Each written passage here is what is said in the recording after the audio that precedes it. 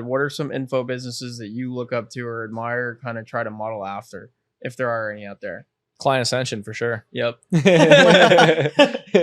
How much did I pay you for that mention? I forgot.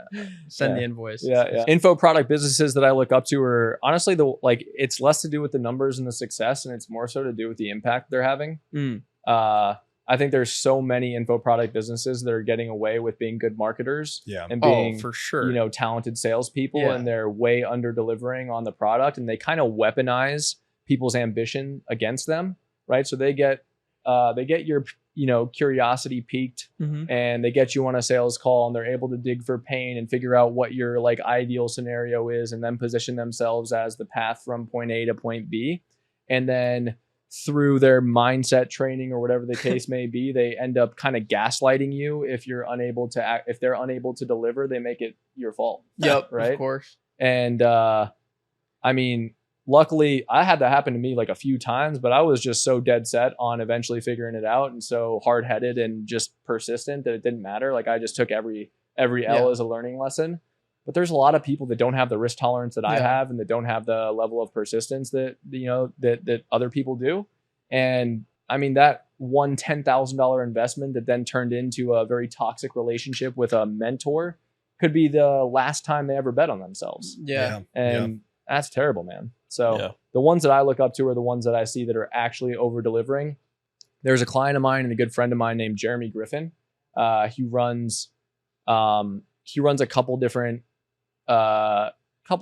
like, he's got his personal brand. He's got a podcast called the Conscious Wealth Podcast, and then he has a program where he teaches people like what money really is, and how the system really works, and then how to invest their money, how to generate revenue. And he's got such an interesting approach, so counterintuitive to the way the rest of the industry is doing things.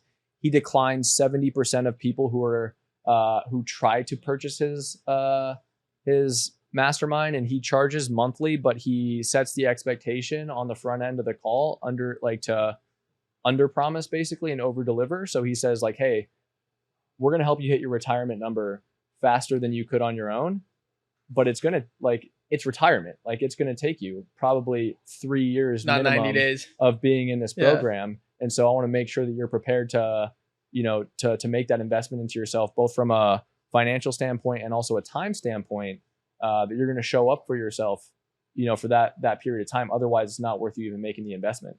And so his retention numbers are insane. The most profitable info product business that I've seen, where he's operating on like 90% margins and doing, I don't want to share his actual revenue stuff on here, but he's doing significant revenue. And all by just over delivering for every single customer that comes through. I was one of his paying members. But I was kind of paying because I was like, I really wanted to get him as a client, and I knew how valuable the information was, and I knew at some point I would want to revisit it, but it just wasn't a priority for me. They kicked me out because he's got standards for his members where he's like, if you're not showing up and doing the work, then we don't want your money. What is the offer? What is it? Huh? What is the premise of the program? Financial literacy. Okay. Damn. Wow. I've never heard of that before. So I would say, if that's the one that I look up to the most, and blessed and grateful to say that I'm also helping him scale that thing, because he's awesome. A client. That's dope. Damn.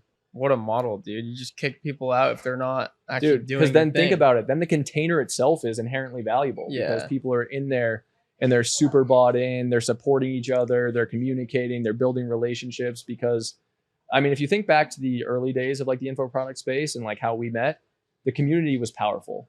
That was everything. It's tough to like replicate powerful communities now because they're commoditized for the most part. Like, people are in like 4 different masterminds at once, or they're jumping from one idea to the next, or they're running legitimate businesses, and it's like, it's tough to time block time to like be in the community and communicating. Like, you don't really want to have a bunch of small talk with people. So I think having those community standards it makes the product that much more valuable. Yeah. I remember back to the Social X days, like that was everything, dude. Mm-hmm. I think some of the great things you guys did was like, as soon as you joined the community, you gave us like a spreadsheet of all the people that were in there. The and Rolodex. we're like, just connect with everyone.